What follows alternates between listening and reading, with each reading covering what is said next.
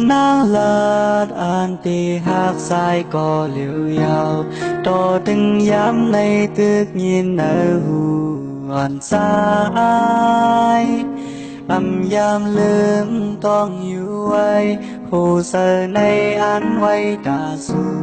bên hư có sơ hát sai nay an bần su yào cương mơ nắng lạt giạt bàn sai này đủ leo yào dùng dăm má si hát nên cuốn sơn nàng mơ có bơ sai tiếng quân thang lê su san sang lưng dài qua lê bóng sơ yào cọc ngân căm lê nàng phạt qua nè tam hậu yon ma khoai gần số khép lê ăn chóm ma bên cũ đang lo người ao sai cho xí sư xóm lại đi buồn khấn tam lòng xuyên tam nắng an tiền bài mỗi ngày sẵn nắng xưa muôn giờ sai thì hòa bên năm nhà tan hát đăng xoang ăn thơ lại yon ma bên po sang ya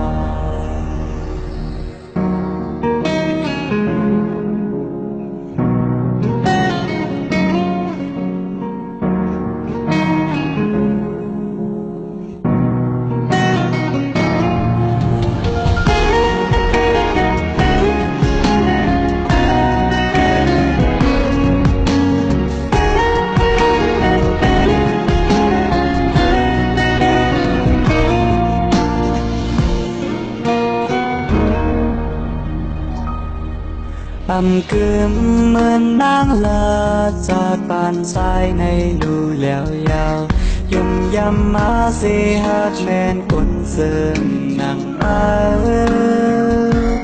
có bơ sai bên quân thang lê su san sang lưng dài qua yào còn giờ yào có những căm lê nàng phạt qua này cảm hậu yon ma quay gần số kép lê ăn chón ma bên cũ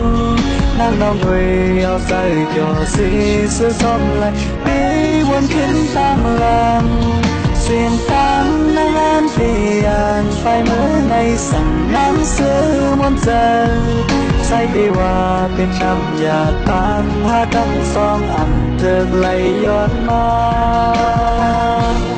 bên po sang yào cảm hậu yon ma quay gần số kép lê ẩm chón ma bên cũ năm đó người ao say cho xí xưa xóm lại đi buồn khấn tam làm xuyên tam nắng an tiền phải mới nay sẵn nắng xưa muôn giờ say đi hòa bên năm nhà tan hát đăng song ăn thơ lấy yon ma bên po sang ya